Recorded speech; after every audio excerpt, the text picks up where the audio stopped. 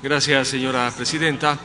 Estamos debatiendo la ley de lucha contra la corrupción. Señores legisladores, los gobernantes tienen que unir las inteligencias en la verdad, los espíritus en la justicia y las voluntades en lo honesto, decía el gran Donoso Cortés. Yo quisiera esta mañana decir que todos deberíamos unirnos en los sanos principios de la honestidad para combatir, no con palabras, sino con hechos, la corrupción en este país. La lucha contra este cáncer no es de un día, sino de todos los días. Tampoco puede la lucha contra la corrupción limitarse a una reforma legal. Se necesitará de muchas reformas y por eso la reforma que hoy estamos discutiendo bajo el nombre de Ley de Lucha contra la Corrupción simplemente debe abrir el camino para que se hagan reformas sensatas en lo futuro y se siga combatiendo todos los días y todas las horas este cáncer que tanto daño le hace al país y que tanto desanima a los ecuatorianos que esperan que los servidores públicos manejen honesta y acrisoladamente los recursos de los ecuatorianos. Se ha hablado tanto, señores legisladores, de la extinción de dominio. A la Comisión de Justicia han llegado dos proyectos. Uno último que, según los especialistas, no es sino una mala copia de varias normas relacionadas que ya existen en Colombia. Siendo una mala copia de normas colombianas, la Comisión de Justicia no podía prestarse para trasplantar normas que no han podido aplicarse debidamente en Colombia en nuestro país. Por ello, espero que el proyecto que ha enviado el presidente Lenín Moreno sobre la extinción de dominio no sea, como alguno de los anteriores, una mala copia de leyes extranjeras, sino un proyecto original que permita precisamente que se extinga el dominio de los bienes de aquellos que le han robado a nuestro país. Algunos de los temas que constan en el proyecto enviado por el presidente Lenín Moreno están ya incorporados en este proyecto. Vale en todo caso señalar que este proyecto no agota el tema de la extinción de dominio, porque ese tema será tratado en otro informe. Lo que sí hace este proyecto es regular, por ejemplo, el tema del comiso de bienes sin condena. En otras palabras, con la reforma al artículo 69, numeral 1 del Código Integral Penal, se podrá comisar los bienes de aquellos que están procesados y aún no tienen sentencia bajo las circunstancias señaladas en el Código. Se necesitará de un auto de llamamiento a juicio.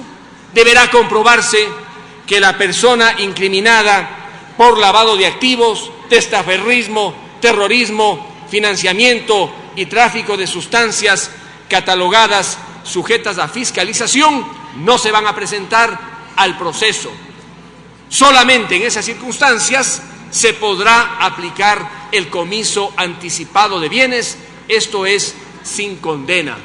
Es una innovación importante que demuestra la voluntad de los legisladores de la Comisión de no quedarnos solamente en las palabras o en las ideas, sino de ir directamente a los hechos para que se puedan comisar los bienes de aquellos que están procesados por este tipo de delitos, respetándose, por supuesto, los condicionamientos que se establecen en la norma, a fin de que se respete al menos el principio fundamental del debido proceso. Igualmente, señores legisladores, entre las importantes reformas está el hecho de que para iniciar investigaciones procesales penales por los delitos de peculado y enriquecimiento ilícito ya no será necesario el informe previo de la Contraloría General del Estado que determine los indicios de responsabilidad penal.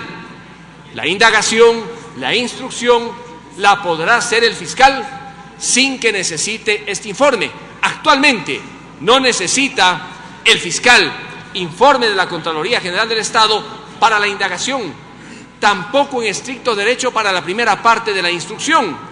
Sin embargo, se deja en claro que sin ese informe sí puede el fiscal procesar a un funcionario público o a quien ocupó una función y es incriminado por dos delitos: peculado y enriquecimiento ilícito. Solamente cuando se va a realizar la audiencia se necesitará del informe de la Contraloría General del Estado. Y si la Contraloría necesita tiempo para el informe, se establece en la ley que en 60 días presentará el informe con indicios de responsabilidad penal.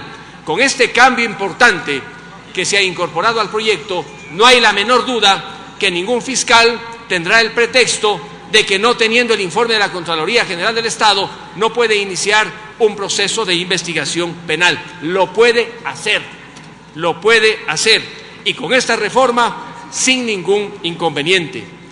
Lo que sí debe quedar en claro es el universo de delitos sobre los cuales el informe del Contralor General del Estado puede determinar indicios de responsabilidad penal. Y en este punto yo quisiera que se modificara el informe para que el universo no fuera tan amplio, sino que se circunscriba fundamentalmente a los delitos de peculado, concusión, cohecho, enriquecimiento ilícito, que son los delitos fundamentales, los delitos centrales alrededor de los cuales la Contraloría General del Estado realiza este tipo de investigaciones. Hay un avance importante, señores legisladores, en el proyecto sobre la prisión preventiva. Resulta que en algunos casos, no en todos, los fiscales solicitan la prisión preventiva y los jueces la dan sin fundamento, solamente por la presión ciudadana, cuando un juez, más allá de la presión ciudadana, tiene que resolver sobre la base del derecho y de la ley. Según nuestra Constitución, la prisión preventiva es una medida cautelar de excepción, no es la regla general. Solamente debe dictarse cuando las demás medidas cautelares, particularmente de orden personal, resultan insuficientes. En la reforma se establecen unos parámetros más claros para que los jueces no se equivoquen y no sean presionados por la opinión a dictar órdenes privativas de la libertad sin fundamento.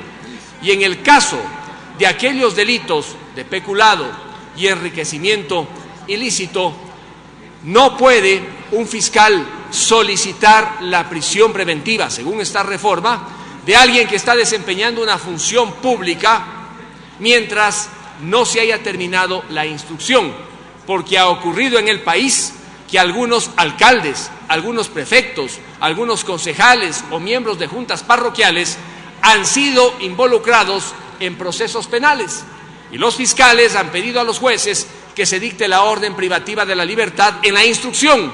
Terminada la instrucción, se ha demostrado que no tenían responsabilidad alguna, pero se les hace un daño mientras están ocupando funciones públicas. Por esa razón, para evitar que se utilice a la Fiscalía, a la justicia, para judicializar la política y politizar la justicia, aquí está una limitación clara para que solamente concluida la investigación dentro de la instrucción se pueda pedir la prisión preventiva a fin de que el juez la dicte. El Ecuador tiene que caracterizarse por ser un país en el que se respete el derecho, en el que el debido proceso es la regla que debe animar a todos, y cuando se habla del debido proceso, la presunción de inocencia, el derecho a defenderse y con ello también la seguridad jurídica en el país.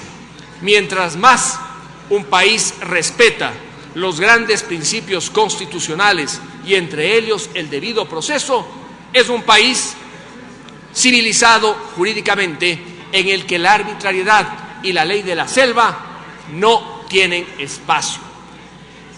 Faltan algunos temas más en esta reforma. Lamentablemente, por falta de tiempo, no se los ha incorporado, pero siendo este proyecto el camino que abre las demás reformas, espero que a futuro se puedan incorporar una serie de innovaciones en función de las necesidades y de la realidad. Un cambio importante que se ha incorporado, el de la asociación ilícita. Como explicaba la presidenta de la Comisión de Justicia, el cambio es fundamental porque ahora el artículo del Código Penal dice que la asociación ilícita está circunscrita al verbo rector cometer. Ha concluido su tiempo, asambleísta. Se cambia ese verbo rector por el de planificar, lo cual es un acierto para aclarar debidamente el alcance de la asociación ilícita. Muchísimas gracias, señora presidenta. Gracias.